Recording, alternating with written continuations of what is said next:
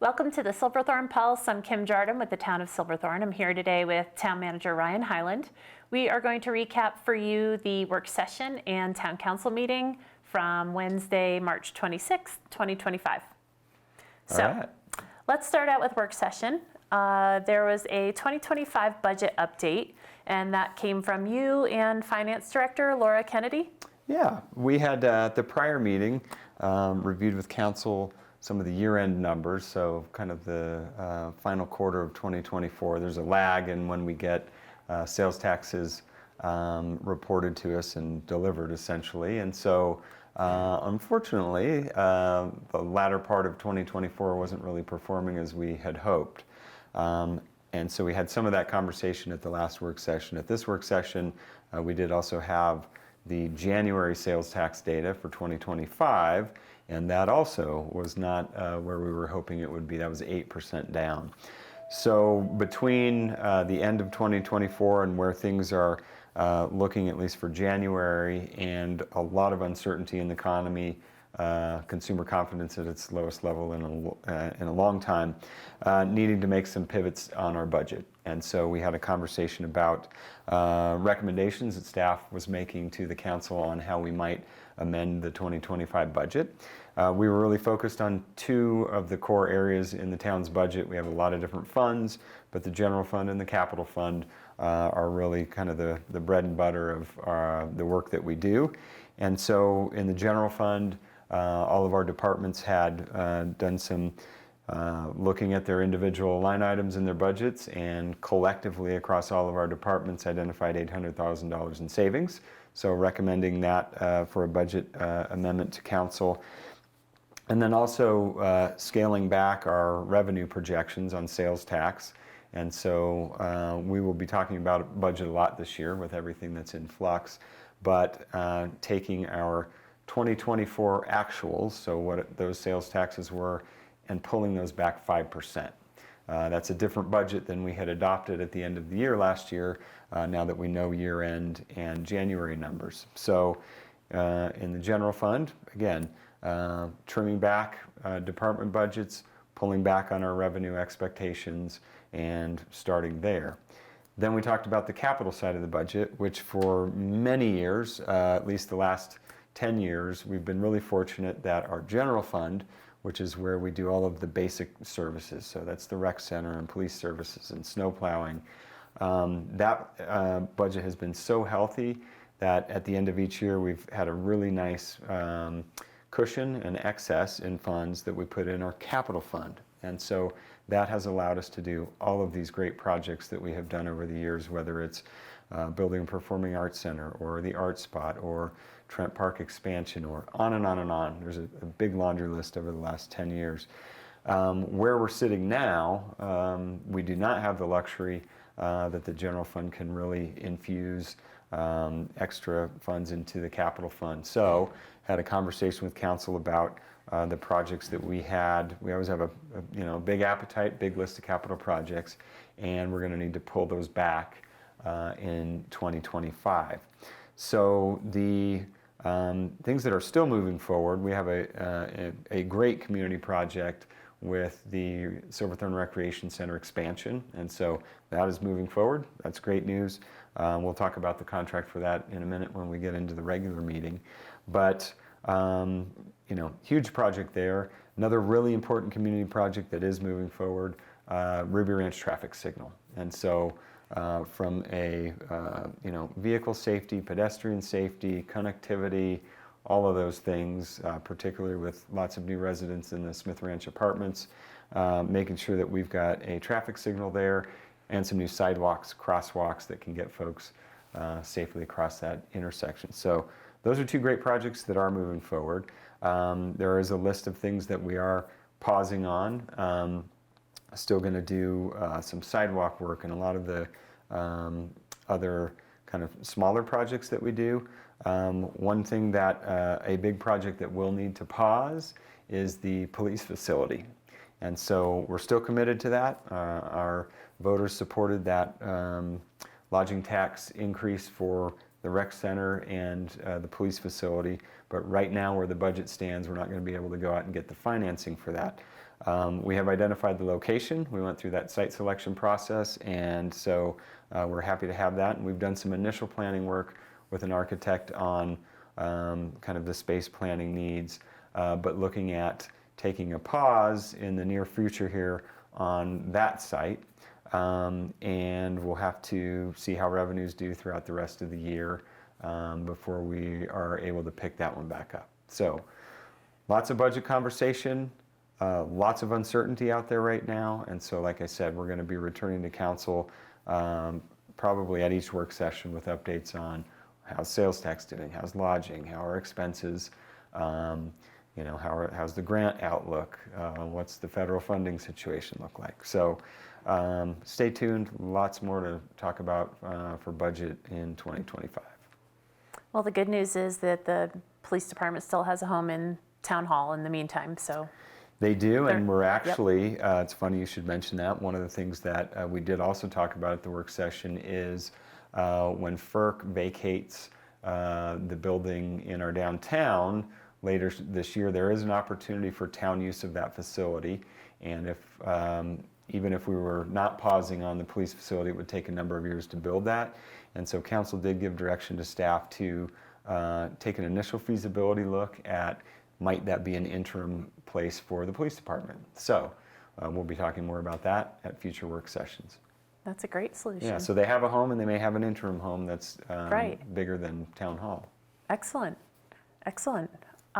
Moving on, during work session, there was a sustainability update from our sustainability coordinator, Christy Diagati. Yeah, Christy kind of just ran through a lot of the work that she's doing, talking about you know, the utilization of a number of programs that we're subsidizing through HC3, the Solarized Summit, Energy Smart, ResourceWise programs, and talked about some of the things that we're doing internally, you know, with some shifts in some of our outdoor maintenance equipment for our parks and trying to transition things from gas to electric, water audits, just a general update of where we are. It's that whole sustainability program that she oversees is fairly new, and so just keeping council up to speed on how we're implementing some of that.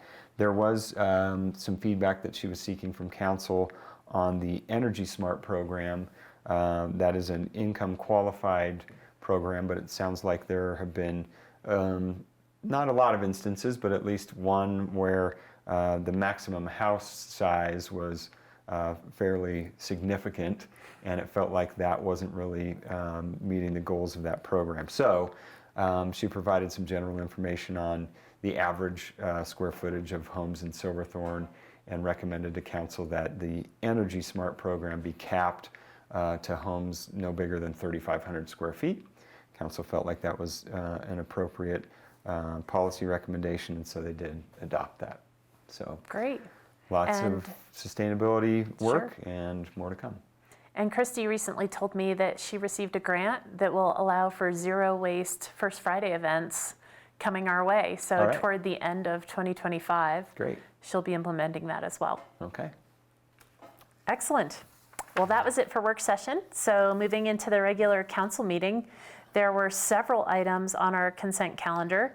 The first one being a resolution approving the construction contract to JHL Constructors for the Silverthorne Rec Center expansion, like we just spoke about. Yeah, and the initials for this one, GMP, that's guaranteed maximum price. And so this is the contract that locks in the actual construction price.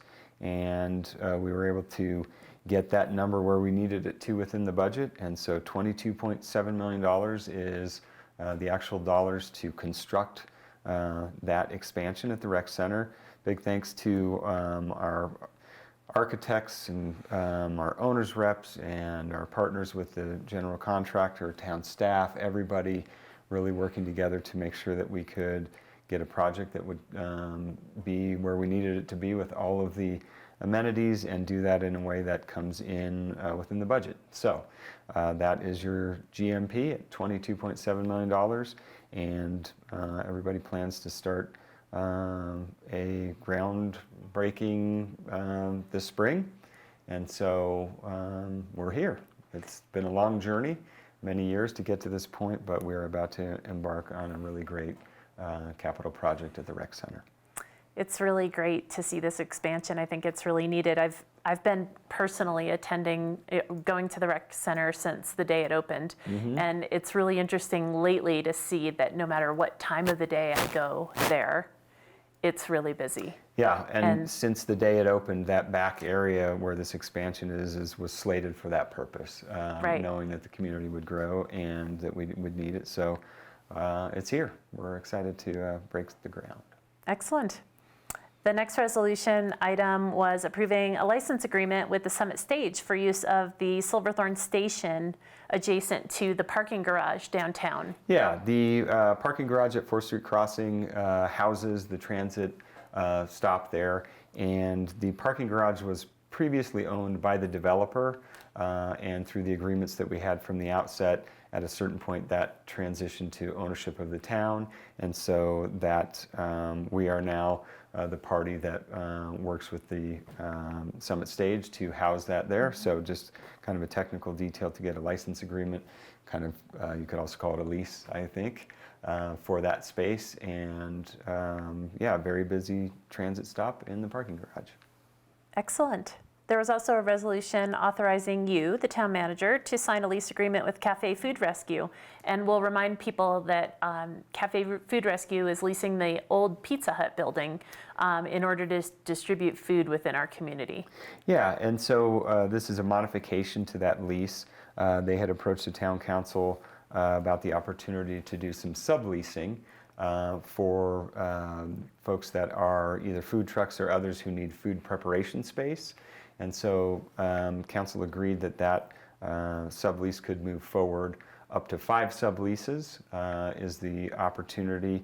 And then also with the increased usage of that facility and us understanding that it's really not a long-term asset for the town, Cafe Food Rescue will be taking on the responsibility for the maintenance of the facility. So like you said, an agreement that we had previously, but modifying that lease to allow more usage there. Excellent. And there was also a resolution approving the IGA, which is the Intergovernmental Agreement for participation in the Intermountain Region Planning Commission, which is a group that CDOT oversees. Right, so there are regional planning areas throughout the state that CDOT uses to help groups prioritize what projects within their region should be submitted for potential construction. And so we are in the Intermountain TPR, and all of the TPRs around the state, there was really not great consistency with bylaws and posting of meetings, and so CDOT undertook an effort in the last year to really make sure that that was all consistent. And so all of those processes and policies and bylaws have been documented, and this was simply acknowledging those. Great. And that group also focuses on regional priorities, right? So, you know, our region involves who? What other communities? So we're you know, Eagle County, Pitkin County, and so we are collaboratively figuring out, okay, we all have our own priorities for our own communities, our counties, but for the whole region, what's really rising to the top, and have to agree on, okay, this is a list that we will recommend to CDOT for their consideration. Great. There was also a resolution authorizing the lease of the parking lot at 309 Rainbow Drive, which is the old Green Village at the outlets at Silverthorne space. Yeah, so this is another lease that we have done previously, simply an opportunity with the owner of that property before they redevelop. We have come to rely to a certain degree on that parking lot for public parking, and while it's still available, we'll continue to lease that until they redevelop. It's a great place that serves some of our events like First Fridays or parking for employees or guests of the town center. It's a great place. You just walk across that bridge and there's always parking versus it's a little busier on the front side. So just at least to allow that to be accessible to the public for another year. Excellent. Under liquor board items, there was a new liquor license for the Old Dillon Inn, which has been preserved inside the Bluebird Market. And there's some restaurant owners in the community that are opening a new concept in there. Yeah, so this has been a long time coming, but the owners of Begali's and Bread and Salt in Frisco are planning to reopen, I guess, the old Dillon Inn. And so Town Council approved a liquor license for that space, and they are getting close. I think would be safe to say this spring we could all be back in the ODI. So I know it's been many years since we've been in the ODI, but it's coming back. Excellent. Under public hearings, there was a resolution approving a minor subdivision for Trent Park expansion and Adams Avenue extension. So this is new work that's been done at the bottom of the Willowbrook and Smith Ranch neighborhoods. Right. This is really kind of a technical land use item that just formalizes the work that we've done there with the addition of the road and the park and just some of the documentation that needs to happen for that process, and Council approved. Excellent. There was also an ordinance to amend the 2024 budget, second reading. Yeah, we talked about this last time. No changes from the first reading. The water fund had loaned to the housing fund some dollars, and we are postponing the repayment of that, really just to manage kind of the internal budget workings that we do, and so kind of internal accounting, and Council approved that. Excellent. And then under action items, there was an ordinance authorizing the purchase of easements from Blue River Valley Ranch Lake Association. So this is a critical piece to the bike path, the continuous bike path through the town of Silverthorne. Yeah, where we have that gap from kind of the Tammy Jameson Bridge area a little bit north. You do go out into the neighborhood there before you get back on the trail. And so a number of years ago, we came to agreement with the Blue River Valley Ranch neighborhood, which is on the east side of the river. They own some property on the west side, and came up with an agreement that working on some water rights issues, and that we would be able to purchase this easement. It takes a while to get through the water right process, and so that was accomplished. And so now this is the purchase of that easement, and gives us the property that we need. Now we still have some planning and some dollars that we need to save for to actually execute and build that, which we hope isn't too far away. But $100,000 item to purchase that easement. Thank you to Summit County. They partnered with us as they have in a number of areas around there on the trail, 50-50. So $50,000 investment from the town and the county to make that easement possible. And like I said, now we'll get into some detailed planning and see if maybe we can get a grant to go build it. Excellent. And then also under action items, we spoke about this just briefly as well. We're acquiring the easements for construction of the Ruby Ranch Road traffic signal from Blue River Run Homeowners Association. Yeah, I mentioned that project that will be undertaken this spring, and so thank you to the Blue River Run HOA. We needed a little bit of their property there for an easement to get a sidewalk in, so you can go across that intersection on a sidewalk and then link up with the trail. So that was approved by the council, and we will start construction on that intersection work and the signal this spring. Excellent. It's already spring, hard to believe. It's close. And so we've got a First Friday coming up, April 4th, Rollerama. Yes. At the outlets at Silverthorne in what used to be the Nike space. Yeah, over in the Blue Village there, we've had a number of events there, and partnering up with our friends at the outlets at Silverthorne. So bringing the roller rink concept back, first come, first serve. So you can get in line, and it opens at 4 o'clock. One thing to remember, if you've got kids that want to do that, they do need to have an adult with them so that they can have a waiver signed. But should be a fun night. We've got food and drink and and a DJ. A DJ, and I think there'll be an artist there doing some work. So if you know how to roller skate, or if you want to watch people try and roller skate, Rollerama. Excellent. And before we sign off, I think we should wish our longtime local, Boot Gordon, a very happy birthday. In early April, Boot will be turning 101 years old. Yep, happy birthday, Boot. Thank you so much. We will see you next time.